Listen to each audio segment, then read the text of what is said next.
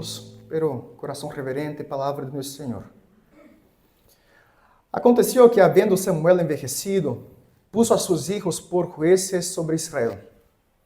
E o nome de seu hijo primogênito foi Joel, e o nome do segundo Abías, e eram jueces em Berseba. Pero não tuvieron los hijos por los caminos de su padre, antes se volveram tras la avaricia, dejándose sobornar e pervertendo el derecho. Entonces, todos os ancianos de Israel se juntaram e vieram a Ramá para ver a Samuel, e lhe dijeron: He aqui tu has envejecido, e tus hijos não andam em tus caminhos. Portanto, constituye-nos agora um rei que nos juzgue, como tienen todas as nações. Pero não agradou a Samuel esta palavra que dijeron: Dá-nos um rei que nos juzgue. E Samuel orou a Jeová. E dijo Jeová a Samuel: Oye la voz del pueblo em todo lo que te digam. Porque não te han desechado a ti, sino a mim me han desechado, para que não reine sobre eles, conforme a todas as obras que han hecho desde o dia que los saqué de Egipto hasta hoy, dejándome a mí y sirviendo a dioses ajenos, así hacen también contigo. Ahora pues, oye su voz, mas protesta solemnemente contra ellos, e mostra-lhes como les tratará el rei que reinará sobre ellos. E referiu Samuel todas as palavras de Jeová al pueblo que le había pedido o rei. Dijo pues: Así hará el rey que reinará sobre vosotros. Tomará vuestros hijos y los pondrá en sus carros y su gente de a caballos, para que corran delante de su carro. Y nombrará para sí jefes de miles y jefes de cincuentenas. Los pondrá a sí mismo a que aren sus campos y siguen sus meses, y a que hagan sus armas de guerra y los pertrechos de sus carros. Tomará também a vuestras hijas para que sejam perfumadoras, cocineiras e amassadoras.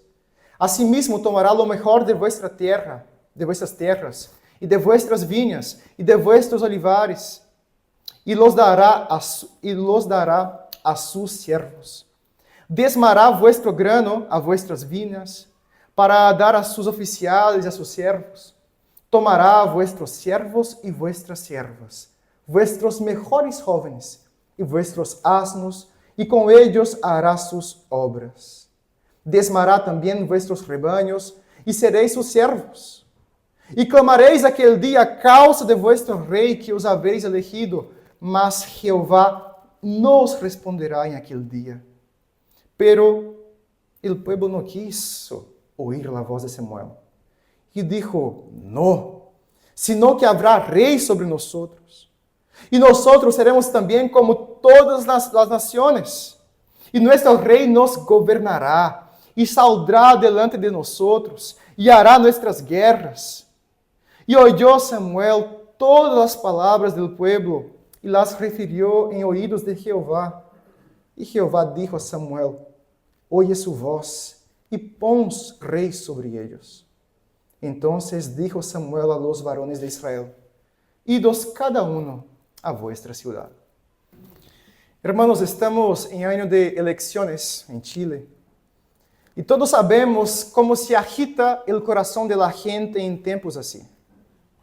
Cada candidato se apresenta como a solução. Alguns falam de economia, outros de justiça, outros de seguridade. E é certo, hermanos. Deus, em sua providência, levanta governantes, como nos recuerda Deus em sua palavra em Romanos capítulo 13, e devemos honrá-los e orar por eles. O problema não está em ter presidentes, em ter governantes. O problema está, hermanos, quando depositamos em eles a esperança que só o Senhor pode dar para nós. O problema está quando esperamos de los hombres lo que só o reino de Deus pode realizar. E se lo piensas bem, esto não passa só na política. Também na vida diária, buscamos sempre lo que brilha a nossos olhos. Queremos o colegio de moda para nossos hijos, aunque não sempre tenha os melhores valores. Queremos el celular más nuevo que hay, porque todos lo tienen. Aunque el celo que tenemos todavía funciona. Queremos seguir las tendencias de las redes sociales, vestirnos, hablar y vivir como los demás, aunque esto nos aleje de lo que realmente importa. Nos pasa en la política, en la economía, en la moda, en la tecnología, incluso en la manera en que criamos nuestros hijos. Terminamos copiando lo que los otros tienen, convencidos de que ahí está nuestra seguridad, el reconocimiento o entonces la felicidad. Y si te fijas, hermanos, eso es lo que nos pasa a menudo como sociedad. Ponemos enormes expectativas en personas imperfectas, en sistemas limitados, en cosas pasajeras. Y cuando no cumplen lo que prometieron, nos frustramos. Y volvemos a empezar la búsqueda del próximo, que, quién sabe, resolverá todos nuestros problemas. En el fondo, hermanos, la pregunta que se esconde detrás de todo este movimiento es siempre la misma pregunta. ¿Quién reinará sobre nosotros? Ojalá sea aquel que está de moda. Muchos quieren al gobernante más simpático, otros al más inteligente, otros quieren aquel que tenga muchos estudios, otros dicen que no es necesario tantos estudios, basta que sea un buen caballero. Algunos quieren que sea una mujer, otros prefieren hombre. En el fondo, hermanos, siempre estamos eligiendo a partir de lo que se ve, de lo que brilla en nuestros ojos, de lo que parece más impresionante en este momento. Miramos a outros países e comparamos quais são os presidentes que mais estão de moda e queremos ter um presidente igual. Israel, hermanos, também começou a mirar hacia afuera, a los reyes de las otras naciones, e deseou ter lo que eles tinham. O problema é que Israel já tinha um verdadeiro rei, o Senhor. Pero não estavam satisfeitos com isto. Queriam um rei visível, alguém que marchara delante de eles, alguém em quem pudessem fijar seus olhos e confiar em este rei, como tinham todas as demais nações. E veremos que isto não foi uma boa ideia. Em resumo, hermanos, hoje veremos que rechazar ao reinado de Deus nos conduz à la esclavitud. Pero la gracia soberana de Dios nos lleva a Cristo, el único que libera. Un poco grande, pero esto veremos en resumen. Rechazar al reinado de Dios nos conduce a la esclavitud, pero la gracia soberana de Dios nos lleva a Cristo, el único que libera. Veremos esto en dos partes hoy. En primer lugar, hermanos, veremos el peligro de querer ser como los paganos. Y esto vemos en los versículos 1 hasta el versículo 18. Queridos, el capítulo 8 de 1 Samuel comienza mostrando un momento de transición muy delicado en la vida de Israel. Samuel, que había sido un juez y profeta y muy fiel al Señor durante toda su vida, ahora está viejo. El pueblo de Israel recordava muito bem como, bajo el liderazgo de Samuel, eles haviam experimentado a liberação do Senhor. Foi Samuel quem convocou ao pueblo ao arrependimento em Mispa. Foi Samuel quem intercediu quando os filisteus ameaçavam o pueblo do Senhor. Foi Samuel quem levantou a pedra de Ebenezer para recordar que hasta allí o Senhor los havia ajudado. Israel tinha muitas razões para agradecer a Deus por el líder que eles tinham, por Samuel. Pero, como nos ocorre a todos nós, o tempo não se detiene. A vezes nos gostaria que o tempo passara um pouco mais despacio, pero sabemos que não é assim como as coisas funcionam. y la vejez llega incluso a los grandes hombres de Dios. Y el texto nos dice que Samuel estableció a sus hijos como jueces en Berseba, una situación un tanto cuanto rara, porque la función de juez, hermanos, no era hereditaria. No se transmitía automáticamente de padres para hijos.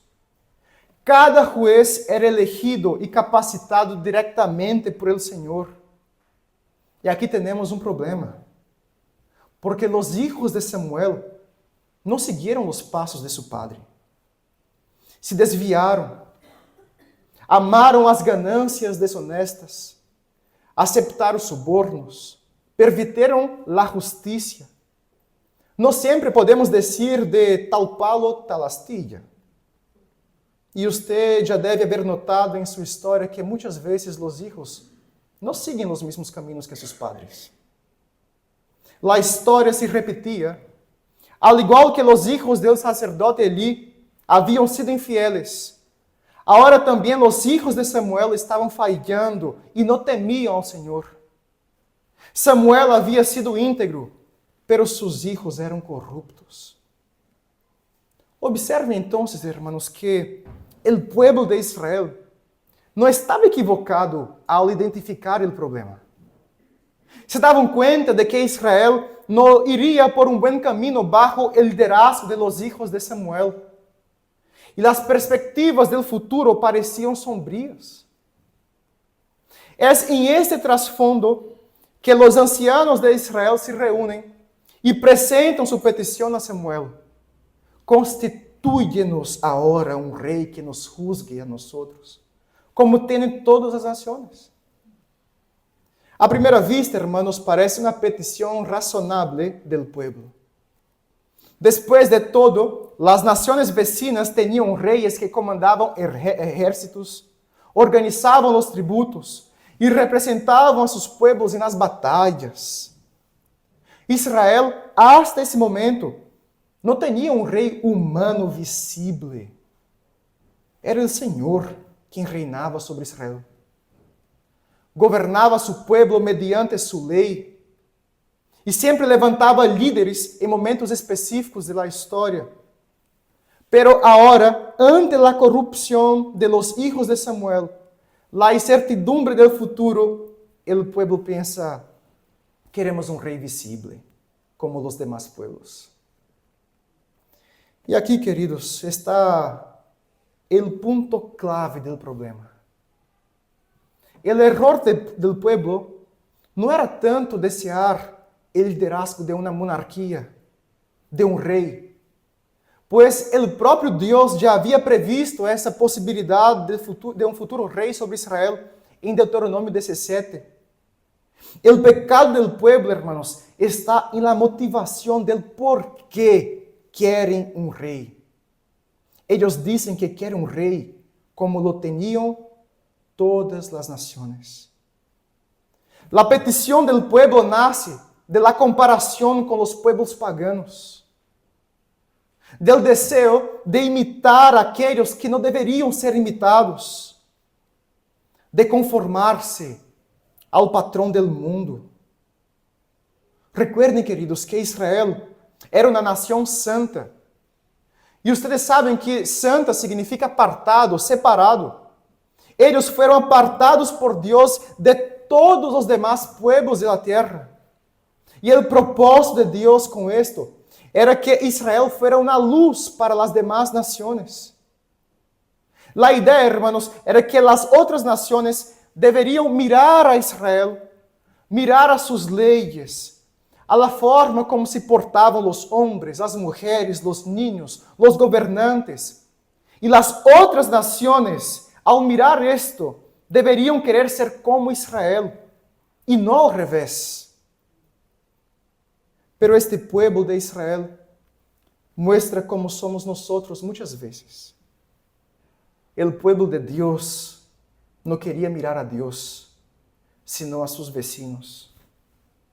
Ellos no preguntan a Dios, ¿qué nos ha ordenado el Señor? ¿Qué gobernante tenemos que tener?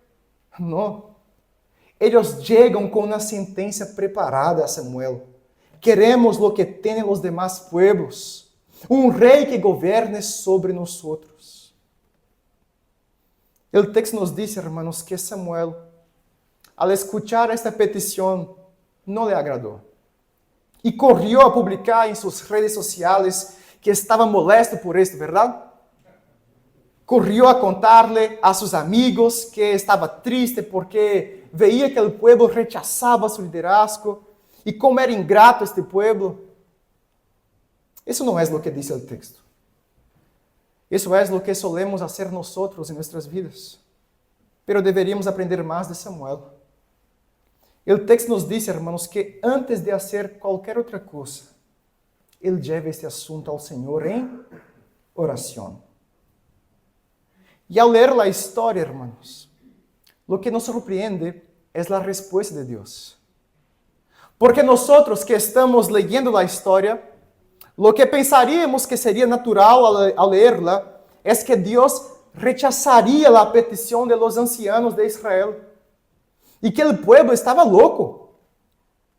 Pero Dios le dice a Samuel, escucha la voz del pueblo en todo lo que te digan, porque no te han rechazado a ti, sino a mí, para que no reines sobre ellos. Que gran problema temos aqui, irmãos. Não era um mero problema político. Eles já não queriam o governo do Senhor. Ao pedir um rei como as outras nações, o povo estava rechazando ao próprio Deus como rei. Em outras palavras, irmãos, o que este povo estava dizendo era que o reinado do Senhor já não era suficiente. Queriam ver, tocar, medir, comparar. Queriam a segurança de um rei que se pudesse ver. Já não confiavam que o reinado de Deus era o que eles necessitavam. Deus, então, ordena a Samuel que avise solenemente al pueblo. Era como se Deus estivesse dizendo, bueno, ustedes queréis un rey como las otras naciones? De acuerdo, estoy de acuerdo. Pero os diré cuáles serão os direitos desse rei.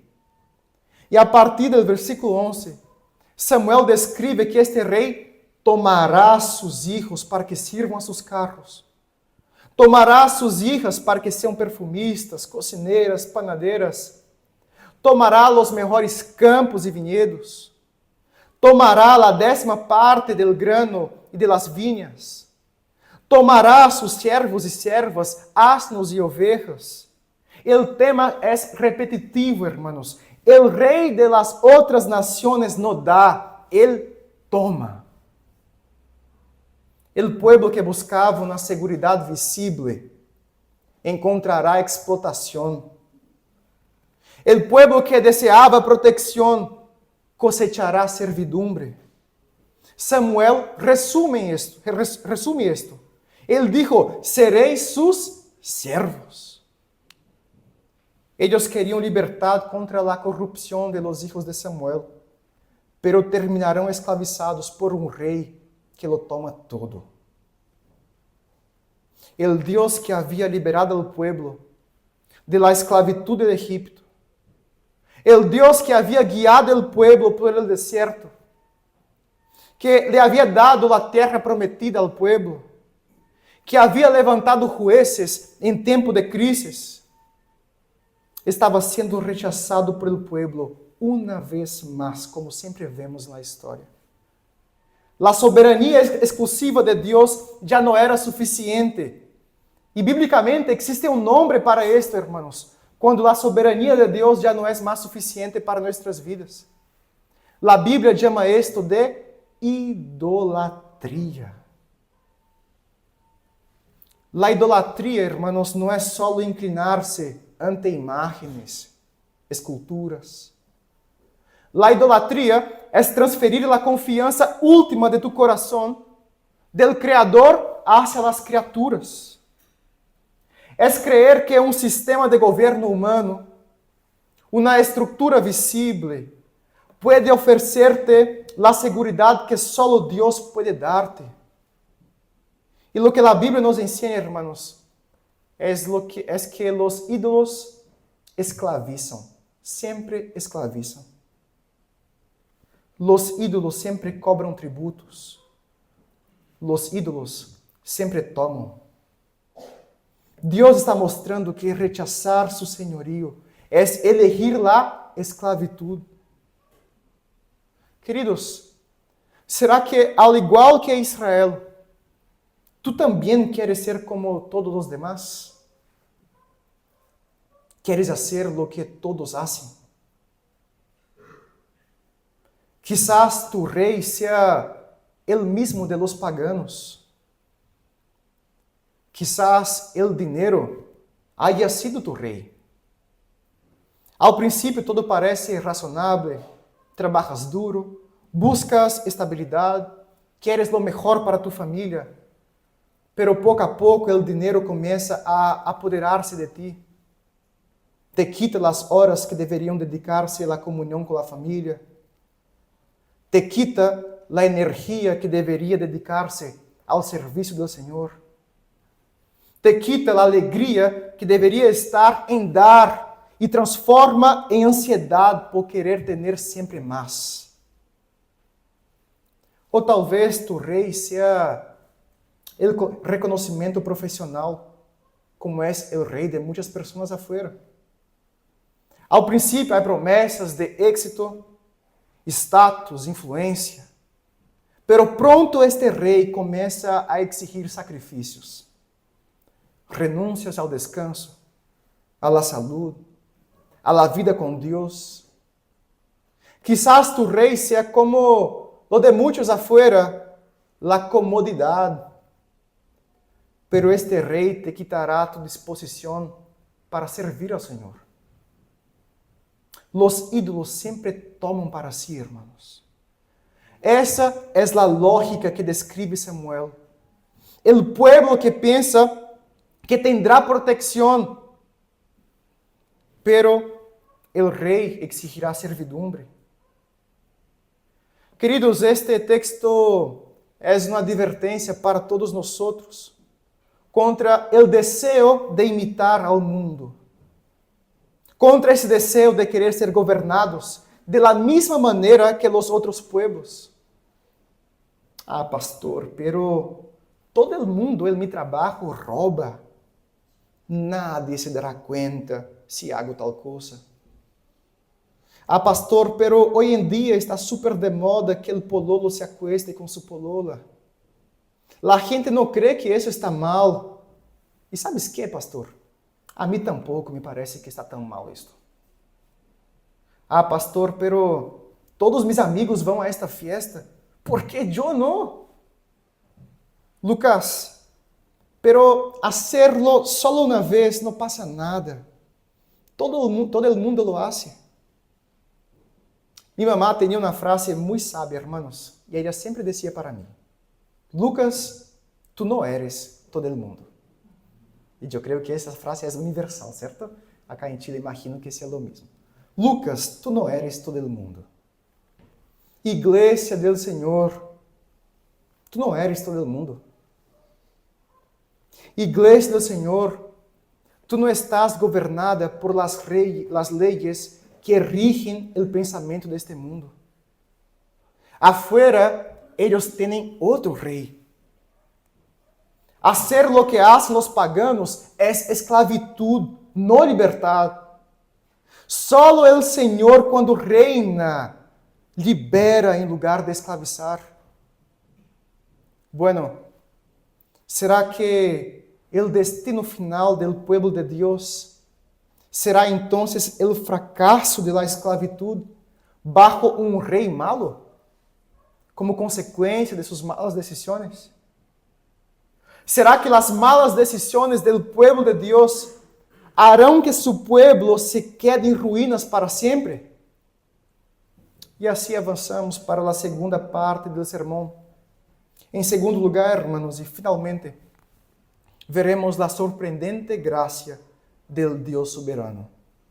E isto vemos em los versículos 19 hasta o versículo 22. Queridos, después de escuchar la larga advertencia de Samuel, cualquier coração sensato deveria haberse estremecido. El profeta había expuesto claramente el precio de la decisión. Havia demonstrado que el rei humano não era um salvador, sino um tirano. Havia repetido várias vezes que el rei tomaria todo. Hijos, hijas, campos, diezmos, servos. E havia terminado com uma dura advertência: sereis sus servos. Era a advertência mais clara possível. E aún assim, o texto nos surpreende com a resposta do povo. Qual foi a resposta? Pero el pueblo no quiso escuchar las palabras de Samuel. Sabe quando um padre está dando um montão para seu filho, dando uma advertência para ele, e o filho tapa os ouvidos e começa a gritar, não quer escuchar? Isso é exatamente o que está passando aqui, irmãos. Observem a dureza do coração humano. O profeta havia hablado em nome do Senhor, pero ellos taparam os ouvidos. Este pueblo sofreria, cosecharia as consequências dessa decisão. E não seria por falta de advertência, o pueblo estava em rebelião contra o Senhor. O pueblo preferiu seguir seu próprio desejo a confiar em el Senhor. E fíjense, hermanos, que eles não só rechazaram a advertência, sino que repetiram a petição com mais força aún. No, sino que tendremos um rei para que seamos como todas as nações.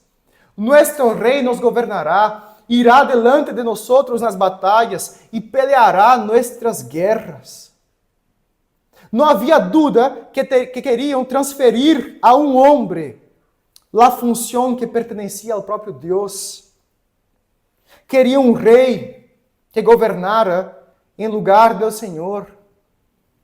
Um rei que fuera à frente em lugar do Senhor. Um rei que lutara suas batalhas em lugar do Senhor. Estava claro que essa não era uma boa decisão. Desde o Éxodo, hermanos, havia sido o Senhor quem ia delante de seu povo, desde o Éxodo. Em uma coluna de nuvem durante o dia, em uma coluna de fogo na noite. Foi o Senhor quem lutou contra Faraó, quem derribou os muros de Jericó, quem dispersou a los filisteus. Israel já tinha um rei que marchava ao frente de eles na batalha. Pero agora o povo queria substituí-lo por um rei humano, visível, palpável. O povo que deveria caminhar por la fé, já não quer caminhar por la fé, quer caminhar por lo que se pode ver. Que pueblo tão tonto, verdade? Pero a história de ellos é um espejo de nossa própria história, irmãos. Quantas vezes, em lugar de confiar no Senhor, preferimos quedar-nos com o que podemos ver? Trae mais segurança para nós. Confiamos mais no saldo de nossa conta bancária que nas promessas de provisión do Senhor. Confiamos mais na influência de uma pessoa poderosa que no poder de aquele que sostém todas as coisas com o poder de sua palavra.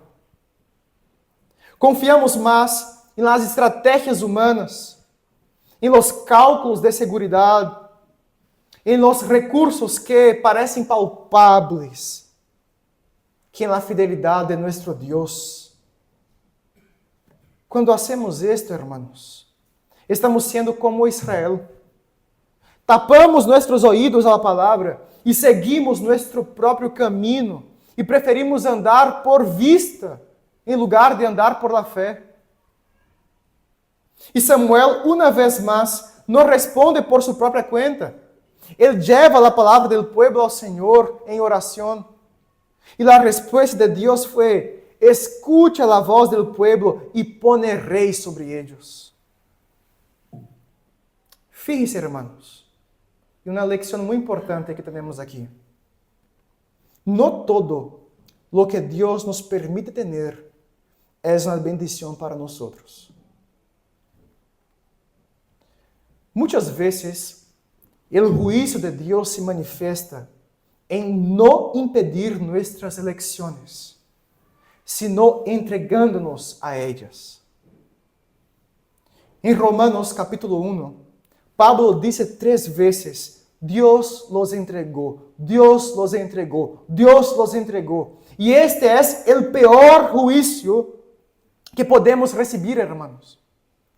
Cuando Dios permite que cosechemos las consecuencias de nuestras malas decisiones. Lo peor que nosotros podemos escuchar es a Dios decir a nosotros que se haga tu voluntad. El pueblo insiste en tener un rey. Y Dios dice: tendrán lo que quieren, pero sentirán el peso de esta mala decisión. Israel iba a sufrir las consecuencias de esa decisión. Pero el hecho de que Israel tomara esta mala decisión no haría con que Dios perdiera el rumbo de la historia. Y esto es fascinante, hermanos. El hecho de que Israel está tomando su propio rumbo. Parece que el pueblo de Israel está tomando las riendas de la historia. Esto no hace con que Dios pierda el rumbo de la historia. Y aquí se nos revela, queridos, el misterio de algo que llamamos en teología de providencia. El Señor no impide que el pueblo tenga lo que desea. Él les concede lo que piden.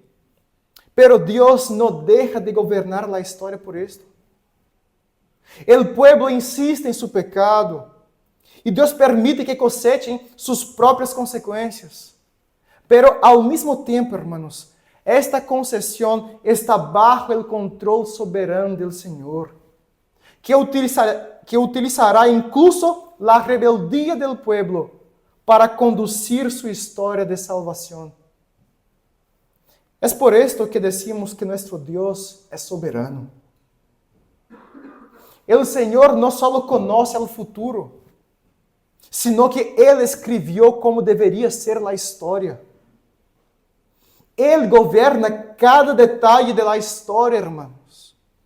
Las malas decisiones de su pueblo no hacen que se le escape de las manos el curso de la historia. Israel pidió un rey de manera pecaminosa, rechazando al gobierno divino.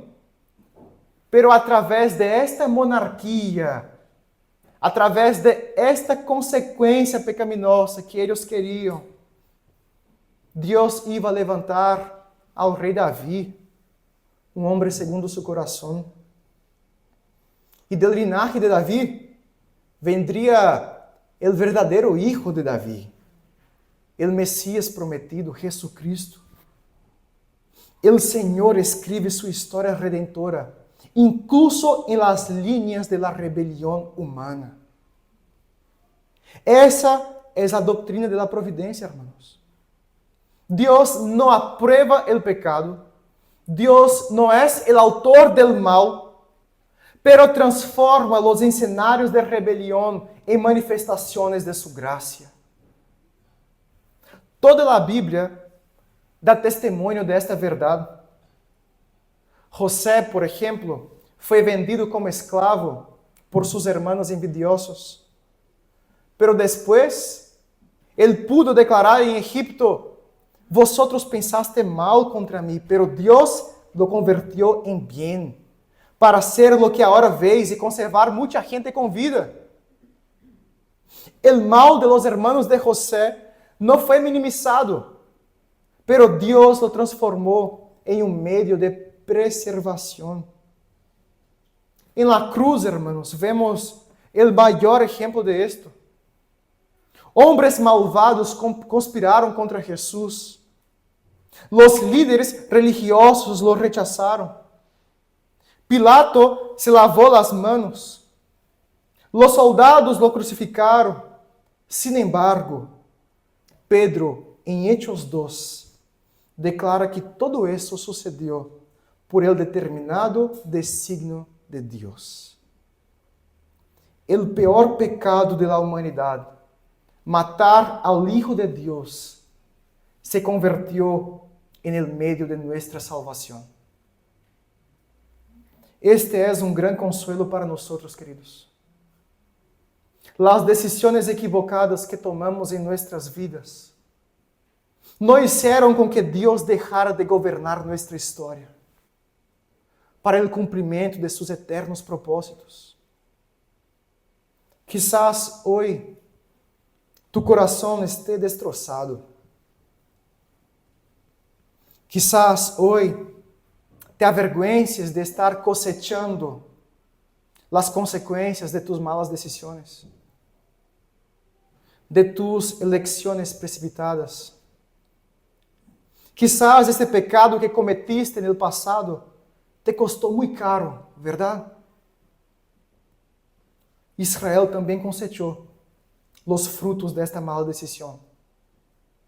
El rey Saúl enloqueció.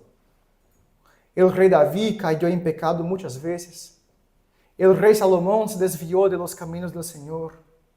Y muchos reyes después de ellos llevaron al pueblo a la idolatría y al exilio. El pecado, hermanos, siempre trae dolor, disciplina, ruina. Y es posible que hoy estés probando esta verdad. Pero me gustaría que recuerdes que, a pesar de tus errores, a pesar de tus fallas en el pasado, a pesar de los caminos torcidos que has recorrido en tu vida, Dios todavía sigue con las riendas de tu historia en sus manos. Él es maestro en transformar nuestra rebelión en redención.